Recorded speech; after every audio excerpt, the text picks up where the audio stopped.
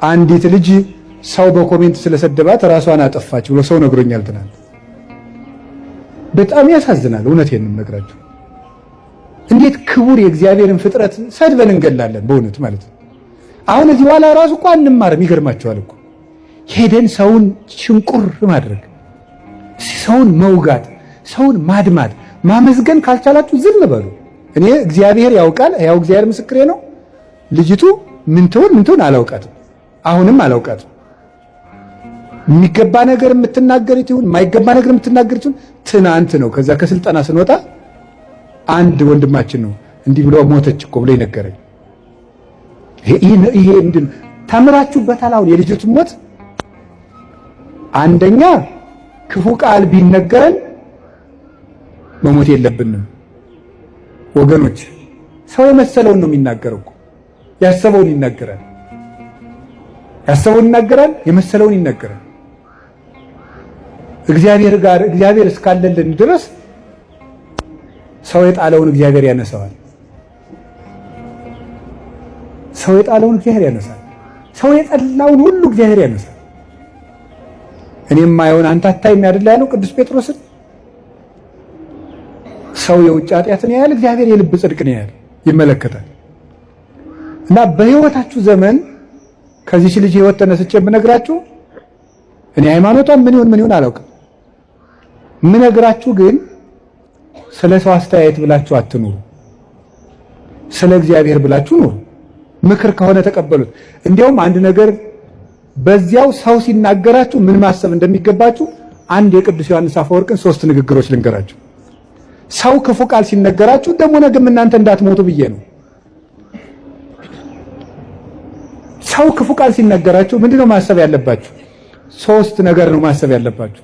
ቅዱስ ዮሐንስ አፈወርቅ ዮሐንስ ወንጌልን ሲተረጉም የተናገረው ነው። አንደኛው ያለብህን ስህተት ከሆነ የሚናገርህ አትጥላው፣ መስታወት ሆነዋልና ነው። አትጥላው፣ ሂድና አስተካክል። መስታወት አሁን እዚህ ላይ እንደው አንዳንድ ጊዜ እንደው እስቲ ገብስ ቆሎ በልተን በተልባ ወጥ በልተን ጥርሳችን ላይ ልጥፍ ብሎ ገብሱ መስታወት ስናይ እንደው ገብሱ ጥርሳችን ላይ ብታዩት አፈር ያባህንት መስታወት እንደው ብለ ተሰብሩታላችሁ። አሰብሩትም እንዴ ታነሳላችሁ ጉድፋችሁን ማለት ነው። ክፉ ቃል የሚናገርን ሰው ልክ እንደዚያ መስታወት ይኸው በቃ ቀለል አድርገህ እንደዚያ መስታወት ጉድፍህን አንሳ እንጂ ወደ ውስጥ ወስደህ አትጎዳበት፣ አታምሰልስለው፣ ራስህን ይበት። አንዱ እሱ ነው። ሁለተኛ ደግሞ እያለህ የለህም የሚል ከሆነ ደግሞ ስቀተው።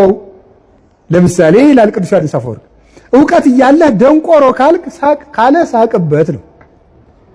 ያለህን ነገር የለህም ብሎ ከሆነ የሚሰድፍ ደግሞ ስቀህበት ሂድ። ምንድነው ይላል? ለምሳሌ አንድ ድሃ መጥቶ ይላል ቅዱስ ዮሐንስ አፈወርቅ አንድ ድሃ መጥቶ አንዱን ባለጸጋ አንተ እኮ የዕለት ራት የሌለም ድሃ ነህ ቢለው ሀብቴን አታውቅ አይደል ብሎት ነው የሚሄደው ወይስ ይናደዳል ነው? አንድ ባለጸጋ ነበሩ፣ ስማቸውን አልጠቅስም። እና የሆኑ ሰዎች ተሰብስበው እንደወሰው ልጅ ያወጡ ይሆን አላቸው። እኔም አውቃቸዋለሁ። እና ሰው ልጅ ያወጡ ይሆን ሲሏቸው ምን ቢሉ ጥሩ ነው? እገሌ የማን ልጅ ሆነና? የትኛውን ነው እንደዛ የሚሉት? አንዱን ሀብታም ልጃቸውን አለ የተባለውን ማለት ነው። ሰው ልጅ ያወጡ ይሆን ብሏቸዋል። እገሌ የማን ልጅ ሆነና? ስለዚህ አልከፋቸውም ማለት ነው አለኝ ብለው ስለሚያስቡ። ስለዚህ አንድ ሰው ያላችሁ ነገር አንተ ደንቆሮ፣ አንተ ደደብ ምን ያናድዳችኋል ታዲያ? ያለህን ዕውቀት ራስህ ታውቀው የለ እንዴ? ኧረ እባክህ ከፈለክና ወረቀቴና ላሳየህ ማስተርስ የት እንደተመረኩ ምን አለፋ። በተግባር ይገለጣል። 3ኛ በተፈጥሮ እየሰደበ ከሆነ ጸልይለት። ምክንያቱሳ ወንድሙን ደንቆሮ ብሎ የሚሰድብ በገሃነም ይፈረድበታል ይላል። ተፈጥሯዊ ጉዳዩን አንተ ዕውር፣ አንተ ደርጋማ፣ አንተ አንካሳ፣ አንተ ምናምንቴ ብሎ የተፈጥሮ ስጦታውን አንስቶ የሚሳደብ ሰው በየት ይፈረድበታል? በገሃነም። ስለዚህ በገሃነም የሚፈረድበትን ስራ እየሰራ ስለሆነ ወይኔ ወንድሜ እኔን ሰድቦ ገሃነም ሊገባ ነው ብለህ ጸልይለት ነው ያለው ቅዱስ ዮሐንስ አፈወርቅ። የመጨረሻ ግን ክርስቶስ እንደተሰደበ አስብ። ክርስቶስ ተሰድቦ እኔ የተሰደብኩ ብላችሁ ለምንድን ነው ሌሊት ተቀን እረፍት የምትነሳችሁ? ውሃ መጠጣት የሚያቅታችሁ? እራት አልበላችሁም? ለምንድን ነው? ጌታዬ ተሰድቧል ብላችሁ ተጽናኑ። ስለዚህ እንደዚህ ያልላችሁ ፈልጌ ነው። በአንጻሩ ግን ደግሞ ሰውን በቃል በጦር ከገደለ በቃል የወጋ ይበልጣል። ሰውን እንዴ እግዚአብሔር ያሳያችሁ። በጦር እኮ አንድን ሰው ወግቶት ቢሄድ ሮጠን እንነቅለዋለን። በቃል ከወጋው ግን የት አግኝተን እንነቅለዋለን? ያን ውስጥ ነው የሚገባው ቃሉ፣ አይምሮ ውስጥ ነው የሚተከለው። እና በቃላችን ነፍስ ከመግደል እግዚአብሔር ያድነን። አፋችሁን ከርክሙ በሞት ያፈርሰዋል። እንዲያውም ልንገራችሁ፣ ስንመጻደቅ እኛ የምንፈርድባቸው ወንበዴዎች ቀድመውን መንግስተ ሰማያት ሊገቡ ይችላሉ። እኛ የምንሰድባቸው ይሄ ገሌሌ እንዲህ ያለ ነው የምንላቸው። ጸልዩለት። አረጋዊ መንፈሳዊም ብሏል ለመሪከ ፈያታዊ ወዘማዊ በል በአይቲ አምር ለማይቀድመን በውስተ ገነት ከመፈያታዊ ዘየማን። ሌባ ወንበዴ ብታይ ይሄ ሰውዬ ዘማዊ ብታይ ይሄ ሰውዬ እኔን ቀድሞኝ መንግስተ ሰማያት ይገባ እንደው ምን አውቃለሁ እያልክ ለፍ። እንደ ፈያታዊ ዘየማን ቀድሞኝ ይገባ እንደው ምን አውቃለሁ እያልክ ለፍ እንጂ አቤቴ ዘፋኝ፣ አቤቴ ሌባ፣ አቤቴ ዘማዊ፣ አቤቴ ሰካራም አትበል። አንተን ይቀድምህ እንደሆነ አታውቅም ነው። ቅዱስ ኤፍሬም አንዲት ሴት ለነገስታቱ ስትዘፍን አያት እና እየዘፈነች ነገስታቱ ደስ ብሏቸው ጠጅ እየጠጡ ያይና አልፎ ሲሄድ አለቀሰ። ምን ሆነ ነው የምታለቅስ ቢሉት በሁለት ነገር አለቅሳለሁ። በምንድን? የመጀመሪያው ይቺ ሴት እነዚህን ነገስታት የምታስደስተውን ያህል ፈጣሪዬን አለማስደሰቴ፣ እሷ ለምድር ንጉስ እንዲህ ስትለፋ እኔ ለሰማይ ንጉስ አለመልፋቴ። ሁለተኛ ነፍሷን አይቻ ያሳዝናኛል። ሰውን ብትችሉ ካለበት አውጡት፣ ካልሆነ ግን ባለበት ላይ ሸክም አትጨምሩበት። ብትችሉ ካለበት ጉድጓድ አውጡት። እንዲያውም አንድ ልንገራችሁ፣ ከባይታውያን አንዱ ከሴተኛ ዳሪዎች ቤት የሚሄድ ሰው ነበር። ቅርጫት ይሰራል፣ ቅርጫቱን ይሸጣል፣ ማታ ከሴተኛ ዳሪዎች ቤት ይሄዳል። ስንት ነው የምታሳድር ይላቸዋል። ይሄን ያህል ባይዛሬን ይመጣል ብሏት ይሄዳል።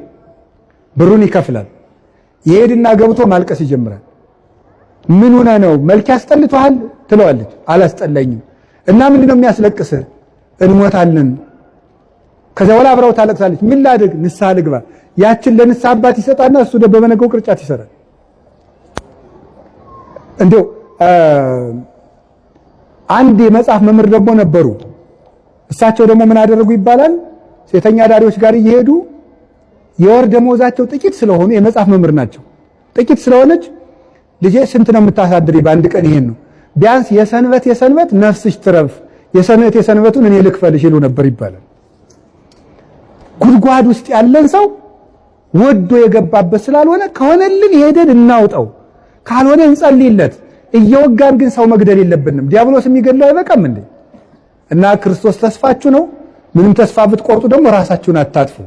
እንግዲህ ያችን የሞተችውን እህታችን ባናውቃትም እግዚአብሔር በቸርነት ዓይኑ ይመልከታት፣ የቅዱሳን አምላክ ይማራት። እንደዚህ ካልን ሌላችሁ የፈለኩት ነገር እርቅ ትልቅ ነገር ነው። ጠብ ደግሞ ክፉ ነው። በቃል ሰውን አትውጉ። ብፁዓን ገባርያነ ሰላም፣ ሰውን የሚያስታርቁ ሰዎች ንዑዳን ክቡራን ናቸው። አንድም ብለው አባቶቻችን ራሳቸውን በንስሐ የሚያስታርቁ ንዑዳን ክቡራን ናቸው። የሚያስታርቁ ማለት ራሳቸውን በንስሐ ከእግዚአብሔር ጋር የሚያስታርቁ። ይሄ ባለ 50 ሰማይና ምድር ታርቀውበታል። አሁንም ንስሐ ግቡ። በባለ 50 ንስሐ የለም የተባለው ስግደት አይሰጣችሁም ነው እንጂ አትናዘዙም አልተባለው። እሾህ ወግቶኝ አሁን ባለ 50 ነው በሰኔ ነቅልልሃለሁ ይባላል እንዴ? እንዴ ሾህ አይደለም እንዴ? ኃጢአት ምንድነው? ሾህ ነው። ነፍሴን እየወጋት አይደለም እንዴ? እና እሱን በሰኔ ነቅልልሃለሁ ሊባል ነው እየወጋኝ። አሁኑን ሄዳችሁ ታረቁ፣ ከእግዚአብሔር ጋር እንታረቅ። ኢትዮጵያ ምን ያስፈልጋታል ብትሉኝ ከእግዚአብሔር ጋር መታረቅ። ኢትዮጵያ የሚያዋጣት እጇን ወደ እግዚአብሔር መዘርጋት። ከእግዚአብሔር ጋር ከታረቅን እግዚአብሔር ለግፈኞች ልብ ይሰጣል። እግዚአብሔር ክፉ ልብን ይመልሳል። ደም አፍሳሾችን እጃቸውን ይሰበስባል።